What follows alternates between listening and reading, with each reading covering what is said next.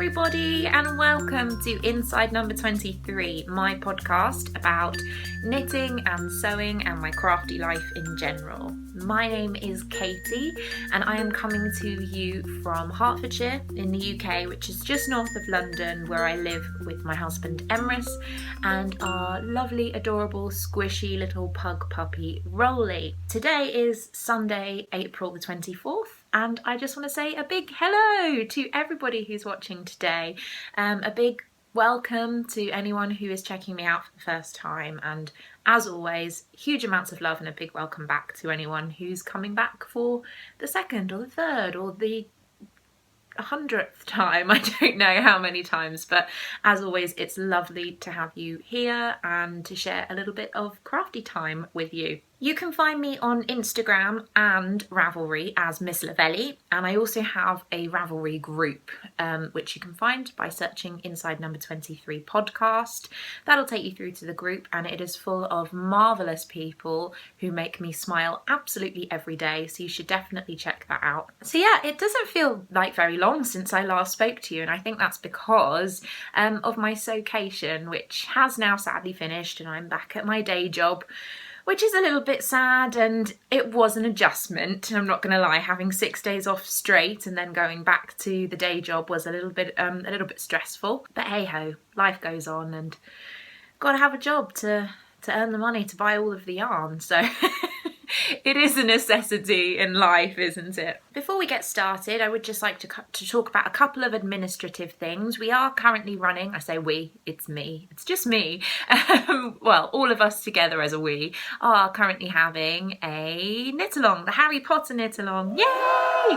Which has been running for the past 2 months. And I can't believe how quickly this has gone by. Basically, this coming week is your last week to enter into the Harry Potter knit-along. The only rules for this competition were knit something that is vaguely Harry Potter themed.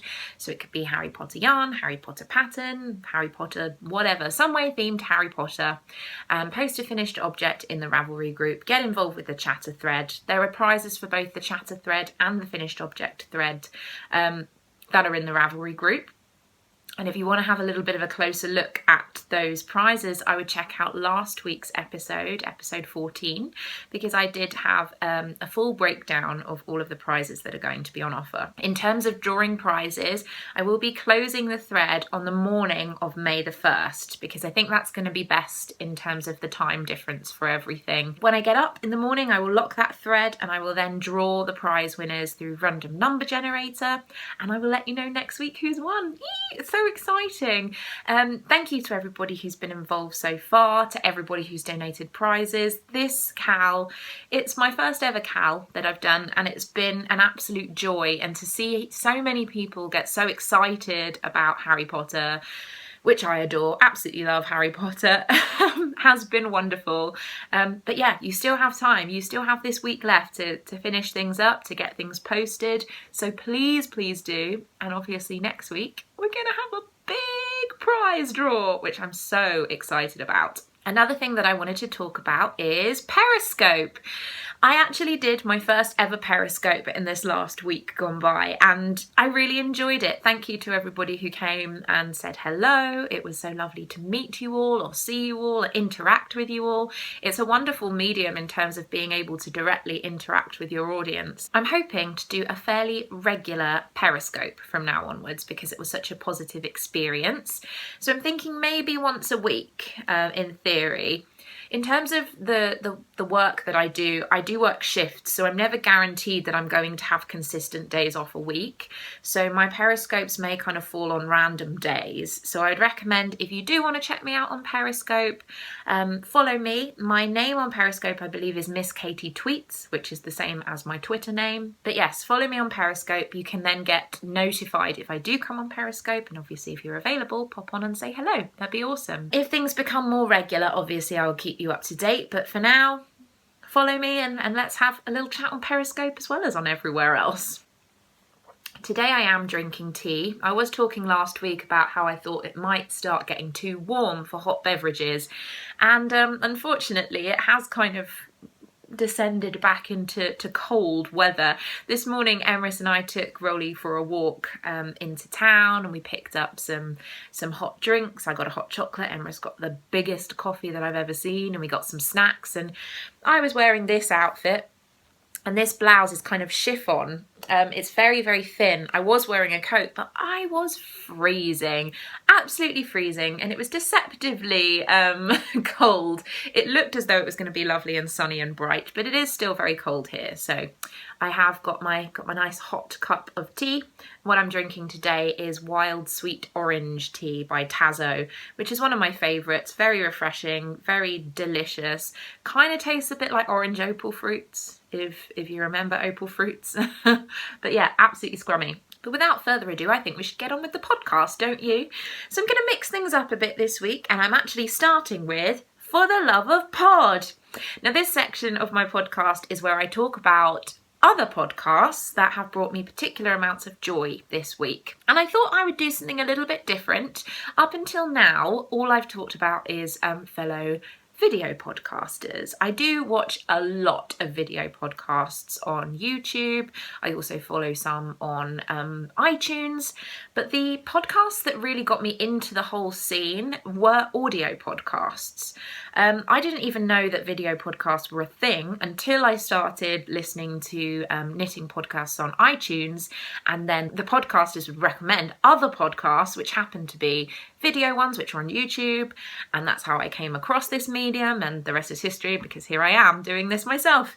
But there are a couple of audio podcasts that I would really like to talk about this week. I do tend to listen to a lot of podcasts when I'm commuting. I drive to and from work, and that can be sometimes an hour of my day, sometimes up to 3 hours, depending on how bad the traffic is.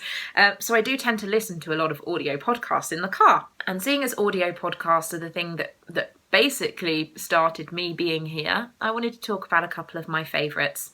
The first one I would like to mention is the first ever podcast that I subscribed to on iTunes, and that is the Curious Handmade podcast, which is hosted by the incredible Helen Stewart, who is an amazing knitwear designer, and her podcast is just gorgeous.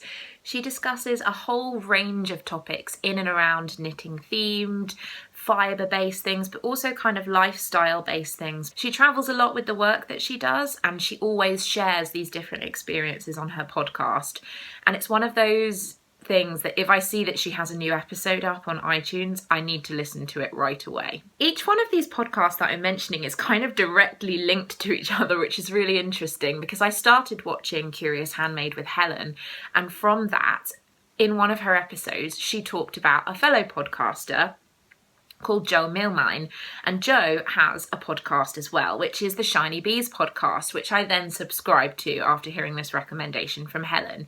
And Jo is amazing. Her podcast tagline is for people who enjoy yarn and comedy in equally large measures, and she really is so funny. She doesn't take herself too seriously, and it's just a really lovely podcast for a bit of comic relief, but also hearing about some really interesting subjects. She does a lot of interviews, and the people that she interviews in generally UK-based kind of designers, dyers, bag makers, and she is funny. She makes me howl. So if you fancy a bit of a giggle while you're having a knit and a cup of tea, then I really can't recommend her highly enough. Jo actually mentioned in one of her episodes the next podcast that I'm going to mention. She said that this was one of the first podcasts that she ever listened to, that they've been going for a very long time, that they're very well known, and they're basically incredible at what they do. And I couldn't agree more. And that is the Knitmore Girls podcast. The Knitmore Girls, Jasmin and Gigi, they're just so good at what they do. They have been going for a very long time, but they are consistently one of the most enjoyable podcasts that I have ever listened to. They have some incredible segments. For example, they have the When Knitting Attacks segment, when they talk about their failures and their struggles in that past week. And it's really nice to know that nobody's perfect, in particular these people that you can hold in very high esteem because you're listening to them on a regular basis. And I love their relationship. I love hearing about the projects that they work on. I found out about a lot of new designers, about a lot of dyers through them, and equally I've heard about a lot of podcasts through them. They're the type of podcast that if I'm feeling a little bit under the weather, a little bit blue, I will just go through their back catalogue, download a whole load of their episodes. I could sit and listen to them for hours and it will always make me feel better. So yes, the Knitmore girls, fantastic. The last podcast that I would like to mention is one that I heard about on the Kilter Craft podcast, hosted by lovely Nessa. So hi Nessa, if you're watching. And obviously if something's recommended by Nessa, I'm going to go and check it out because she has impeccable taste. But she mentioned an audio podcast called the Twisted Stitches podcast, and my goodness, am I glad that she did.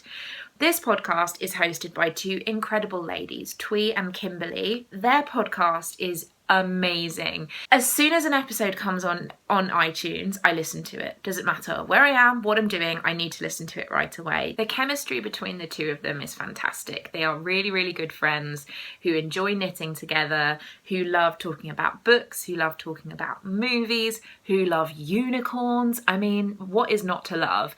This is genuinely one of the best audio podcasts that I've ever listened to, just in everything that they talk about and the way that they talk about it. They are wonderful people. I enjoy everything that they do. Of all the audio podcasts that I have mentioned, Twisted Stitches really does hold a special place in my heart. I do think it's my current fave.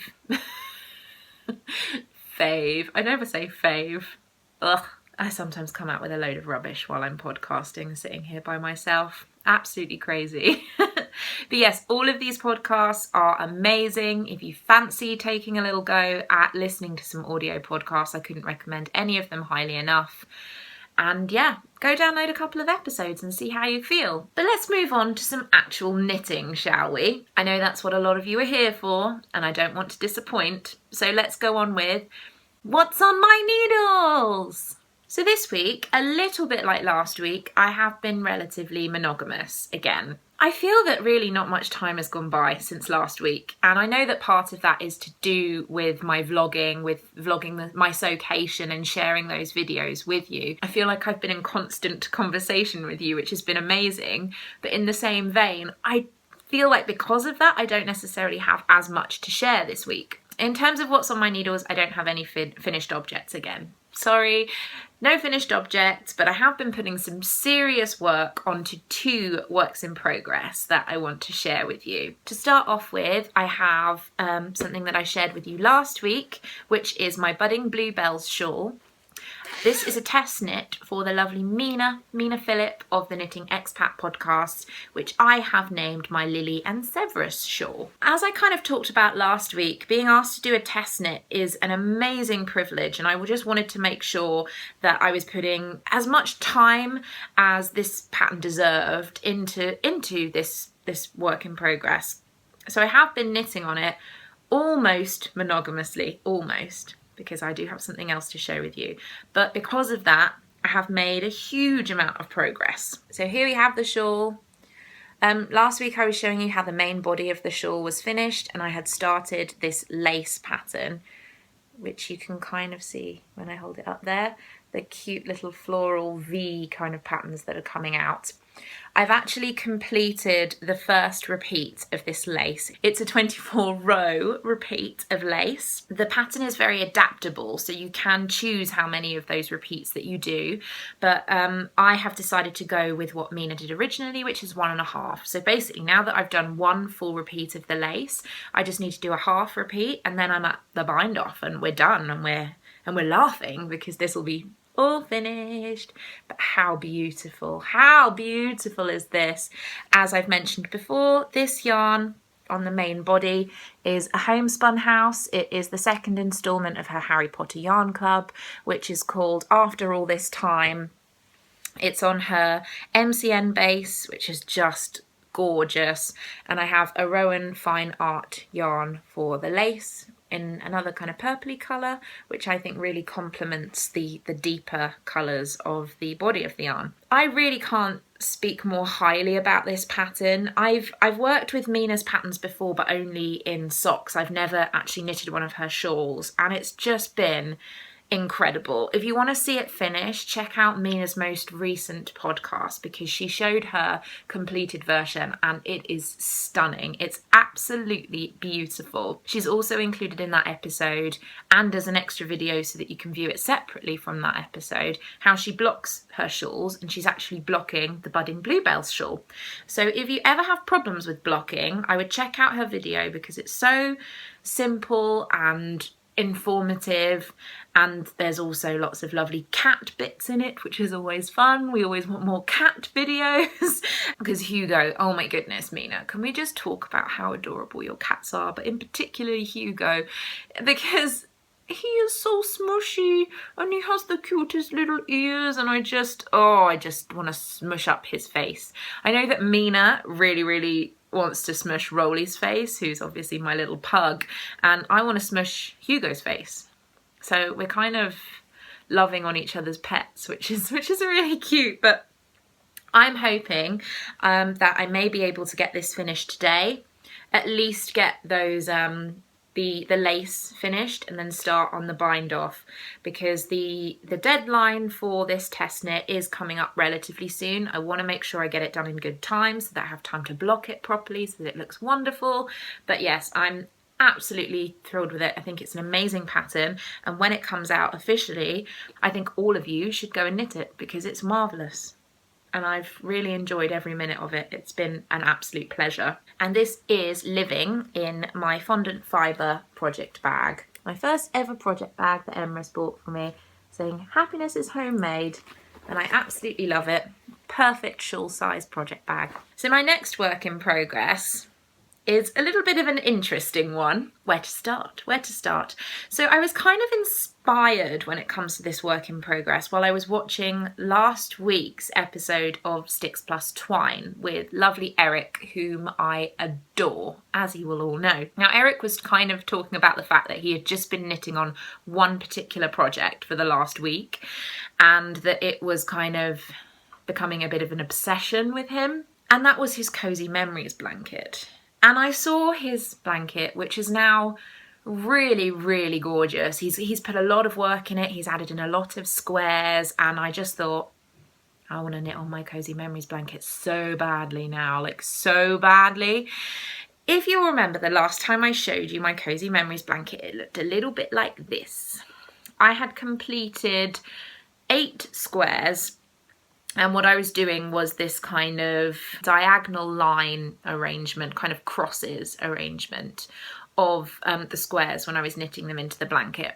I thought originally, this is a really great idea. It's going to look really interesting. It's going to be really different from everybody else's. It's going to be really unique and awesome. What I hadn't taken into account was that knitting the blanket in this way was incredibly complicated. It involves a lot of brain power to work out exactly how to knit these squares together so that they would look right. And also I was getting some really kind of funny, lumpy seams between some of the squares because of the way that I was having to knit them together in order to get this cross shape. When I was watching Eric's podcast and I saw how much work he'd done on it, I just thought, I really want to knit on my blanket, but I don't want to knit on that blanket. So, as you may know from watching my vlogs, if you have recently, my sewcation vlogs, I frogged it. I frogged that blanket, I completely unravelled all of those little squares, and I started again from scratch. And it's the best thing that I have done in such a long time. I am so happy that I decided to frog that blanket, because now I am so in love with my Cozy Memories blanket. And let me show you how much I have done. Oh, it's so gorgeous. Look at this pile of Cozy Memory joy. Oh, it's so gorgeous and squishy and lovely, and I love it so much. Oh, I'm obsessed. I don't want to knit on anything else, to be perfectly honest. I'm enjoying knitting on my shawl, but really my heart lies with this blanket. This is all I want to work on right now. It's all I want to do. I don't want to do anything else. I don't want to talk to people. I don't want to leave the house. I don't want to watch anything on TV. I just want to sit and knit on this blanket. Absolutely ridiculous. But let me show you how much I have done. Keep going. Keep going. Oh my goodness. How amazing is that? So, like I said with my previous blanket, I managed to knit 8 squares over about a month. I have knitted 24 squares in a week. And that is how much I am loving keeping this simple. As you can see, each one of my centre seams is running in the same direction now, which just makes adding squares so much easier and so much more enjoyable. And oh, I love it, I love it, I love it. My bottom row is entirely yarn from a Homespun house. 10 of these are the ones that I got in the kit, in the mini skeins, but I've also added in 2 additional ones. This one here, which is the same colourway that I'm using on my shawl after all this time from the Harry Potter Yarn Club. And this one on the end was actually gifted to me. It's my little needle in there for sewing in ends, but this was gifted to me by lovely Nessa of the Craft podcast in a swap that we did. And this is Halloween colourway. So that had to go along that line as well. But my first row is entirely Homespun House yarn. And I love them. I'm not entirely sure of the colourways for the majority of these because none of them were labelled. Oh, I'm obsessed with this one.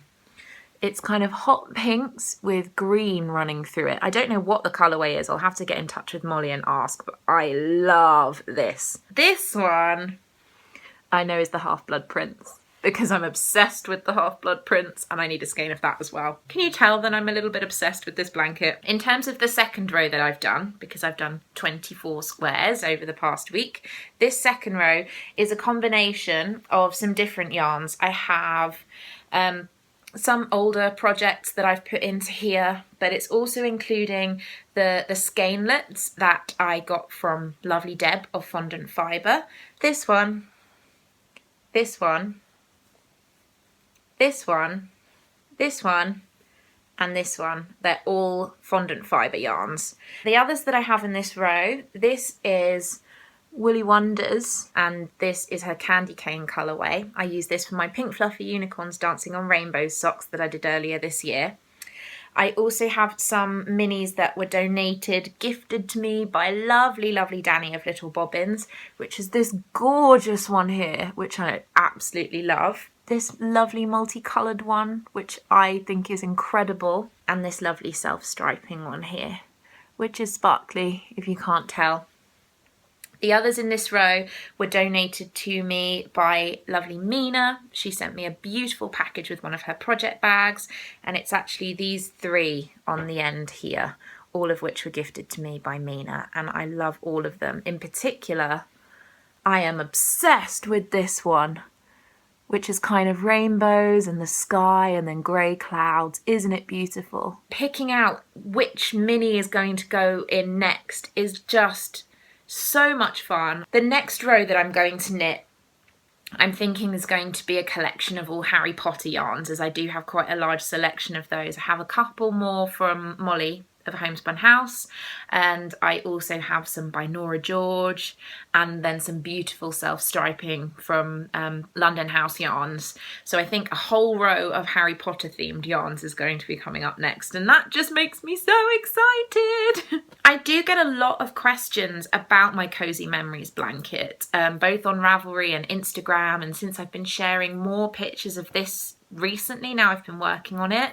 a lot of people are asking questions about it specifically. So I thought I would give you my 5 top things about my Cozy Memories blanket in terms of what I'm doing it with, and how I'm doing it. So, number 1, needles. I am currently knitting my Cozy Memories blanket using DPNs.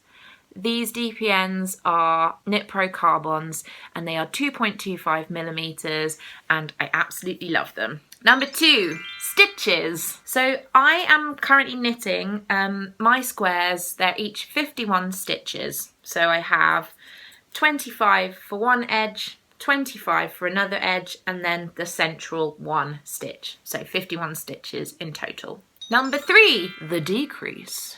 So I am using for the decrease in my blanket something that is called the center double decrease, and it gives this lovely pronounced center seam, as you can see on here. Basically, you have an odd number of stitches. Like I said, I have 51. You knit across until you get 1 stitch before the center stitch.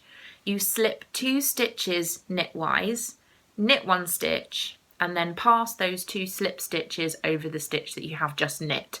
On the back side, you purl that center stitch, which again gives you a really nice crease on the front, but leaves the back looking nice and flat. So there is a very clear difference with this blanket between which is the front and which is the back. Number 4, yarn. So I have had a couple of people asking me specifically about what yarn I'm using. I'm using all the yarn. I've been gifted in swaps lots of different minis. I'm collecting yarn from different projects that I've finished, in particular a lot of sock yarn, but the yarn that I use is all fingering weight. So I'm not using anything heavier than fingering weight, and yeah, it's fabulous because who doesn't want to have a blanket that's just made of all the incredible sock yarns in the world? And finally, number 5, the pattern. So I have adapted this pattern slightly because I'm using my own amount of stitches, my own needle size, and also my own decrease that I prefer.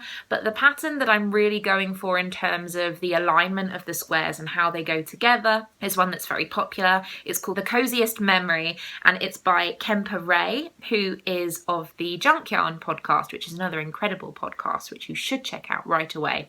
But her pattern is a free pattern on Ravelry.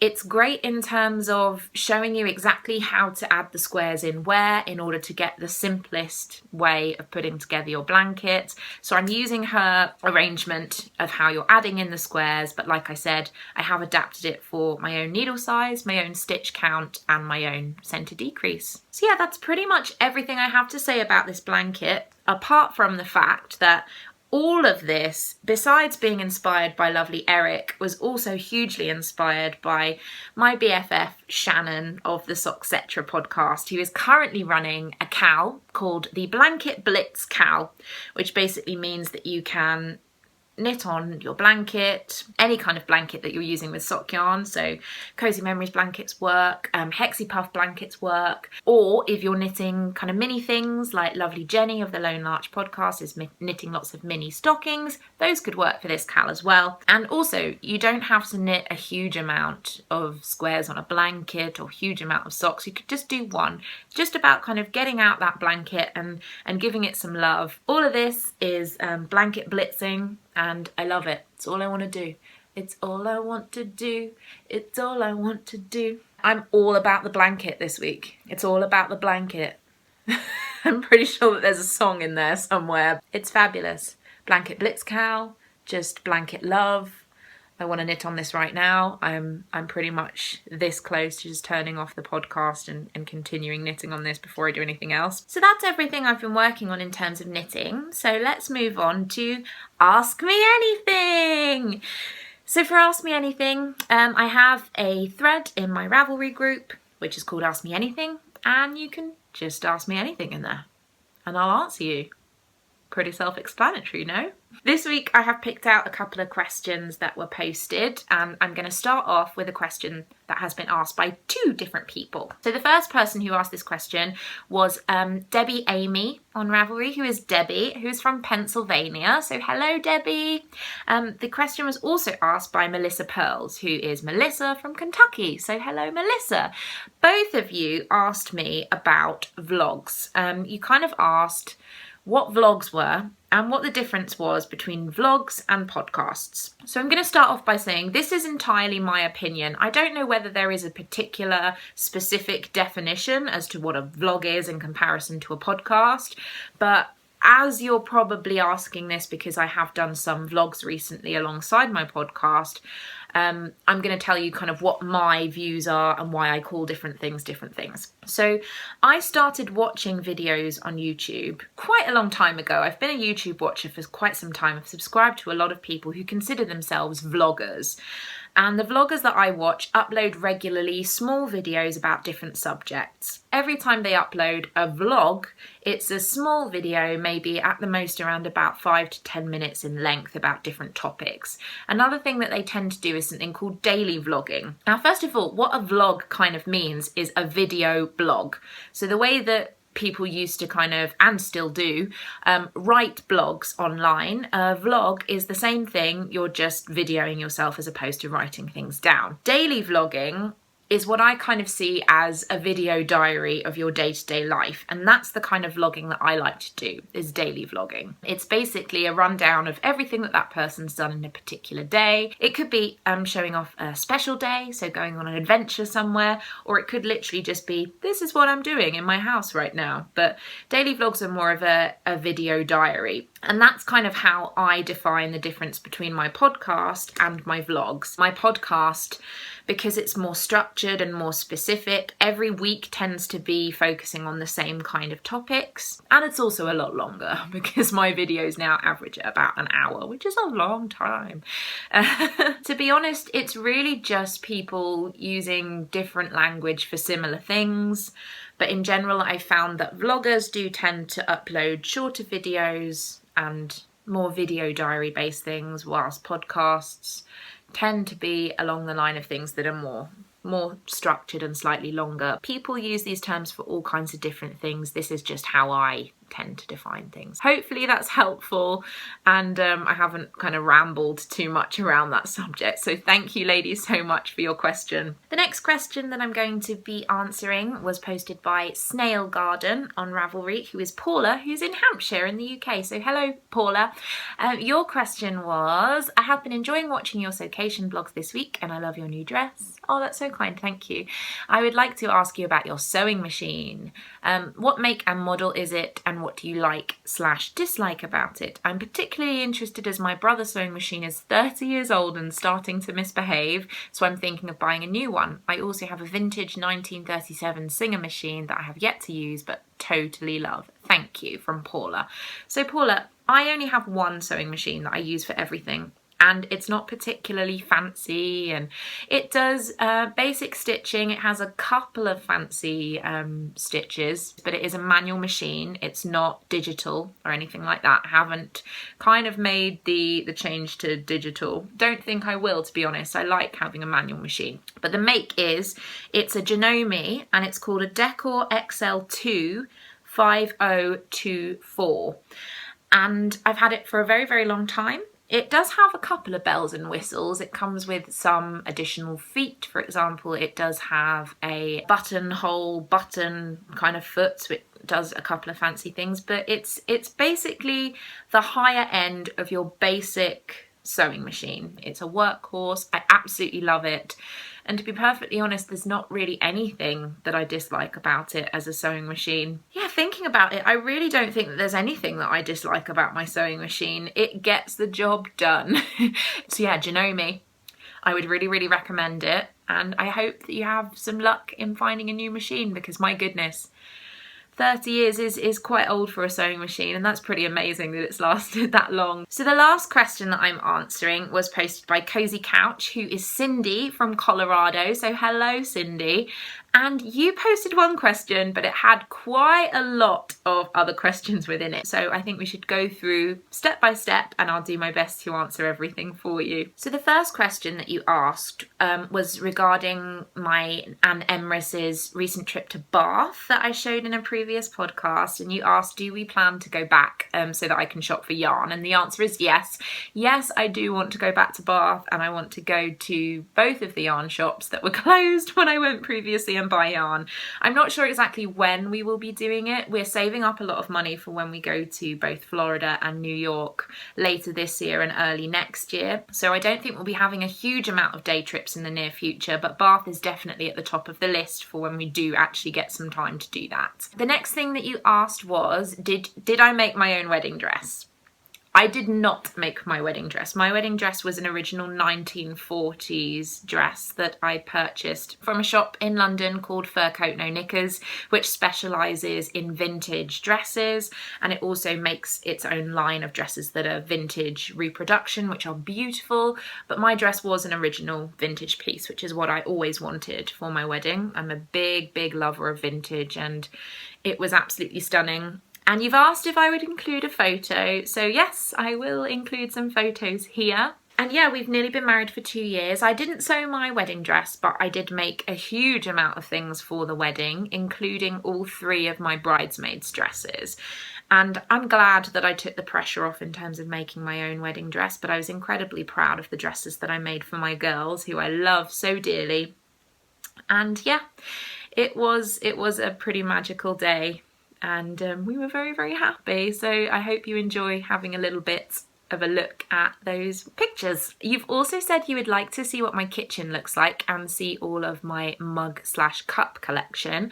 I'd like to kind of suggest that you have a look at day 1 of my sewcation videos, because I believe I put a shot of our tea cupboard, which has the majority of my kind of mug collection in there. In terms of the sewcation, I do have a lot of shots of our kitchen and that type of thing. If you guys would like to see that more specifically, I can allocate some time to it in a later podcast. I might do a little house tour for you if anyone's interested. If you are, leave a comment, let me know. This is inside number 23 after all, so if you'd like to see a little bit more of what's going on inside number 23 more specifically, then I'm sure that I can sort that out for you. Finally, you've also said that you would like to see a photo of Rolly as a tiny baby. And I'm sure that a lot of people would like to see that. So what I've decided to include here is a little bit of footage, a compilation of lots of bits of filming that we did with Rolly from when he was tiny, from when we first met him. One thing I would like to say about this is I filmed this footage on my phone, obviously, when we first met Rolly, and it's all filmed with the camera in the vertical position as opposed to the horizontal position, so it may look a little bit odd, but I'm thinking that you could maybe overlook that, considering that it's going to have some lovely shots of him as a baby. So I will be including that little bit of cuteness here, and that will conclude the Ask Me Anything segment, so enjoy!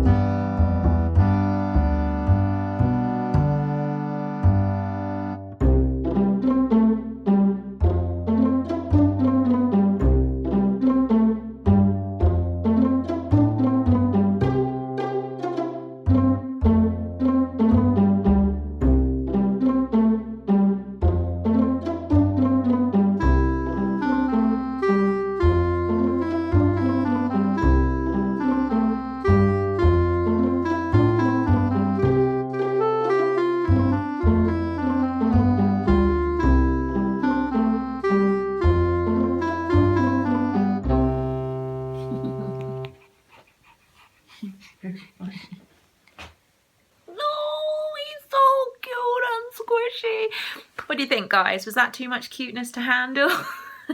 Next up on the agenda is So What? Now, this week, as you know from my sewcation, I have been kind of focusing on sewing a lot more than I usually would, which has been wonderful. The one project that I've been giving a lot of time to in the last couple of days is my Carol dress, my Netflix and Sew project, which was inspired by one of the outfits from the lovely film Carol. I think I may do a little bonus video for you, a little bonus feature of the sewcation perhaps, just to show you how I'm getting on. It's nearly finished. I'm going to get it finished this week. That is a promise. It's so close to being done. But the one thing that I did want to talk about specifically this week was something that I actually heard about in Kristen of the Yarngasm podcast and Vool and Fine Yarn, her most recent podcast, which I watched yesterday. Now, Kristen is a relatively new sewer, but she's fantastic. The projects that she does are amazing. She's got incredible taste in fabric, and the dresses that she makes are always beautiful. Something that she has decided to start, kind of off the cuff, I think, in her most recent episode, is a summer sew-along, which is so exciting. And basically it's still kind of working out the kinks, I think, in terms of what exactly the sew-along will be. But from what I can gather from looking at her Ravelry group this morning, the idea is to make maybe 2 or 3 outfits for the summer before the first day of summer, which I believe is June 20th. So between now and June 20th, to get some summery projects sewn up for a nice summer wardrobe. And I am all over this idea. This is just, so amazing. So obviously, as soon as I heard this, I thought, what can I sew? And basically, I want to talk about a couple of patterns that I think that I want to sew for this summer sew along. So I have 3 different patterns to talk about, all of which I am super excited about.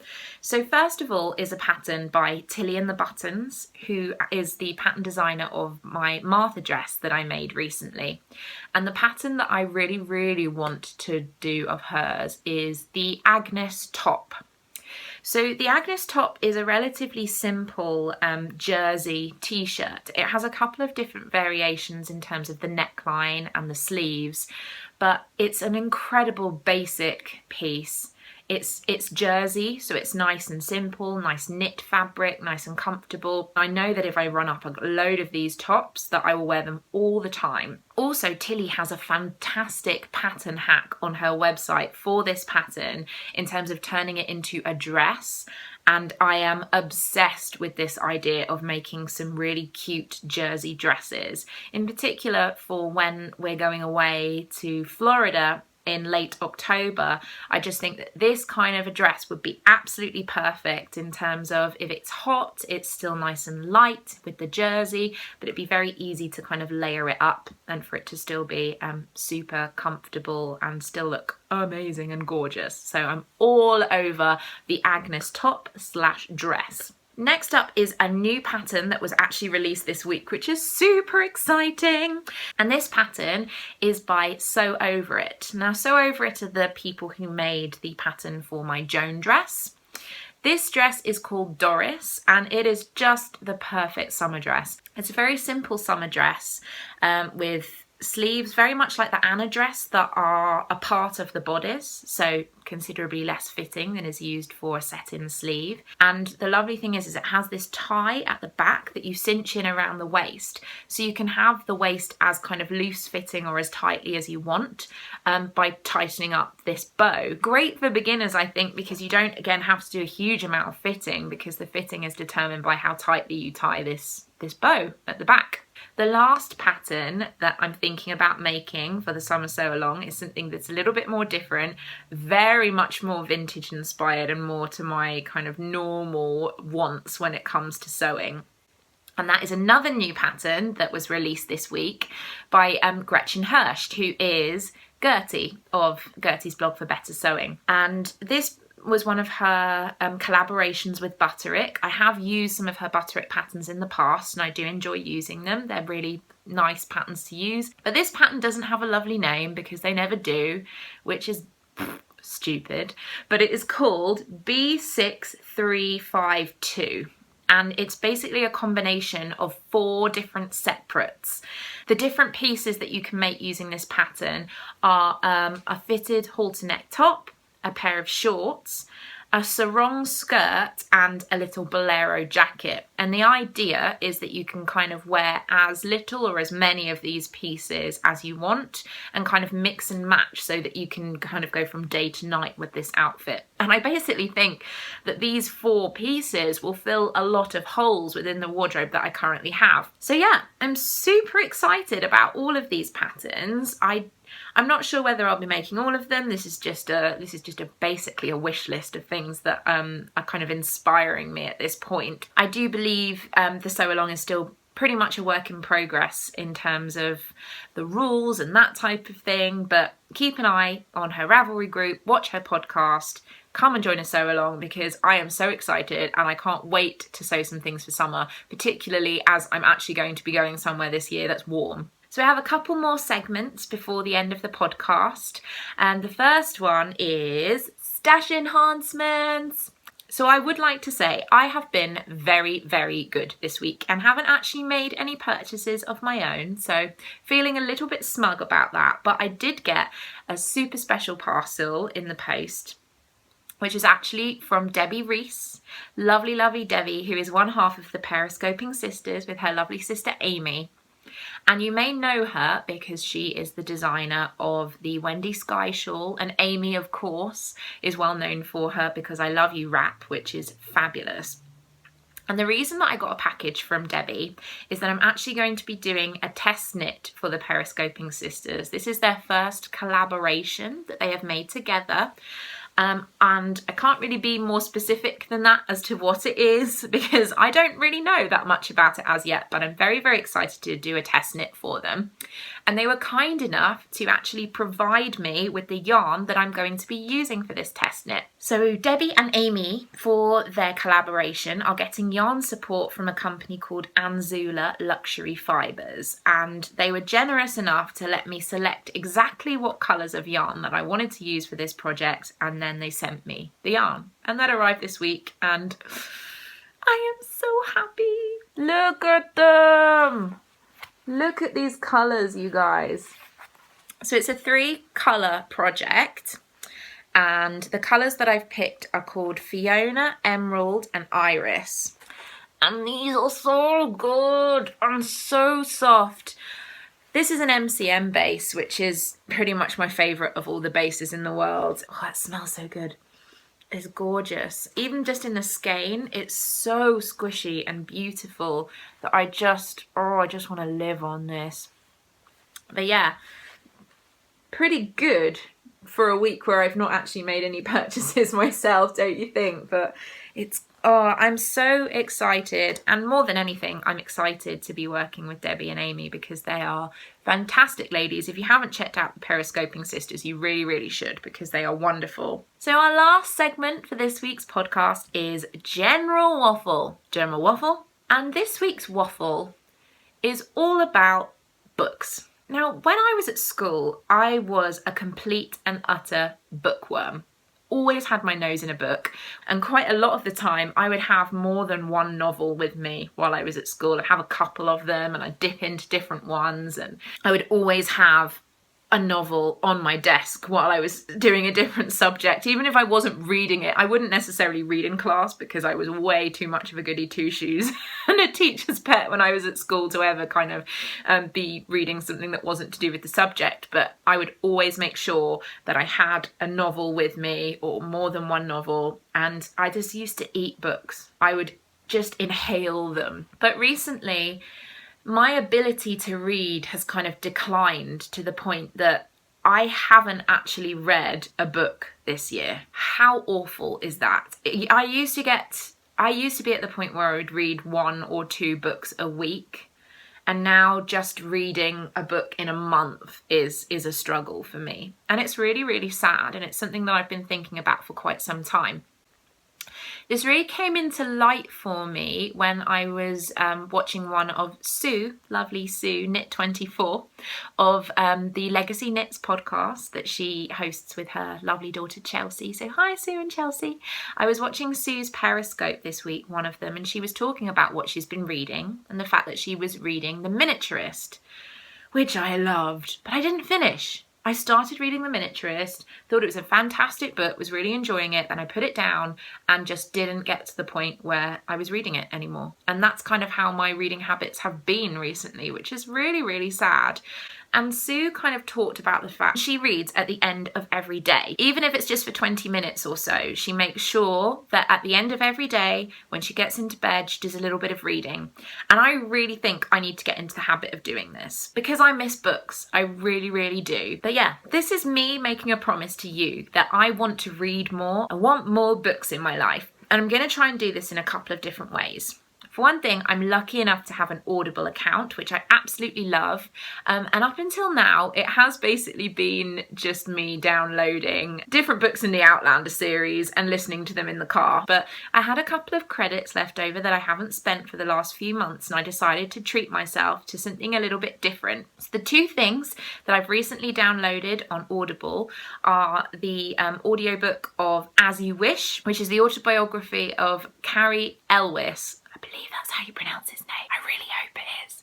Who basically played Wesley in the film The Princess Bride. It's his perspective on the filming of The Amazing Princess Bride, his journey within it, and it also has some really, really nice bits of reading from other members of the cast, from the director. They're actually all featured on it vocally as well. They lend their voices to this audiobook, and so far I've absolutely loved it. Plus Cary Elwes' voice is just so dreamy. It's amazing. But listening to that has been really great fun. The other thing that I downloaded on Audible, which I'm super excited about, is actually the complete collection of BBC dramatisations of Jane Austen novels. So all 6 of her novels have been dramatised by the BBC recently, and they're in a complete collection together. What's even more awesome is some of the actors that they've got on this. Benedict Cumberbatch, for example, aka Sherlock, is on there. David Tennant, aka the best doctor of all time in Doctor Who, because he's better than all the other doctors, let's be honest, is also on there. Now, I haven't started listening to this collection yet because I've been listening to As You Wish, but I am so excited to get this done because Benedict Cumberbatch reading Jane Austen. Shut the front door. Other than that, I actually have bought some physical books recently, which I'm really looking forward to reading, and I'm just so excited to get back into reading. So I just wanted to show you the books that are actually on my next to read list. So I picked up 3 different books from Waterstones recently. First one is called The Versions of Us. And this book is by Laura Barnett, and it's basically described as One Day meets Sliding Doors.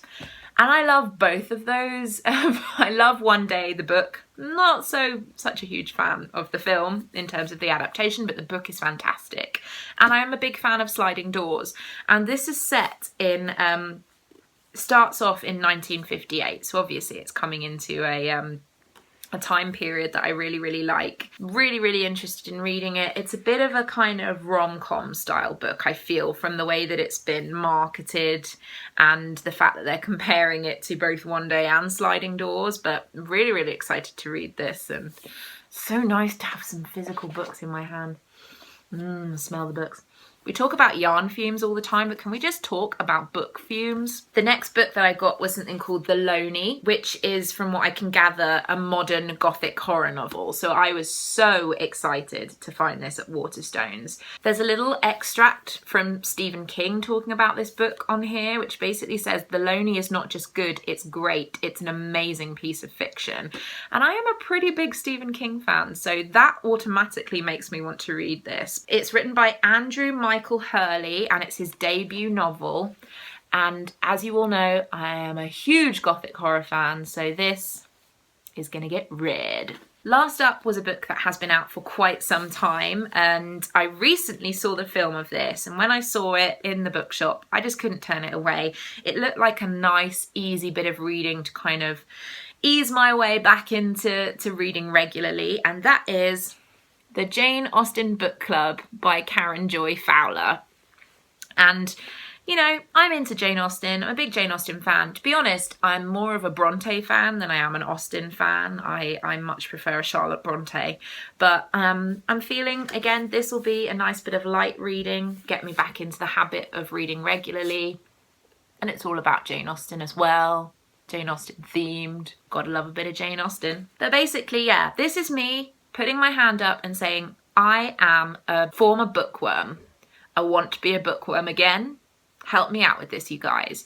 If you have any books that you've been reading recently that you would like to recommend, please put them in the comments of this episode in my Ravelry thread, because more than anything, I want to have books that I want to read that excite me. And yeah, if you've loved something recently, tell me why you love it and why I should read it. And I would so appreciate that. So that's about all for this week, you guys. Thank you so much for spending a little bit of time with me, as always. I do upload every week on a Monday, so make sure that you like this video. Please subscribe if you have enjoyed, and then you will get a notification when I put up a new video. Remember that this is the last week for the Harry Potter KAL, so get entering everything. Put your finished objects in the finished object thread, because I want to see them, and you could stand the chance of winning some really amazing prizes, so please do that. As always, it has been an absolute pleasure to spend some time with you, and thank you for listening to me ramble on for a little bit. But for now, happy sewing, happy knitting, and I will see you all again soon. Bye!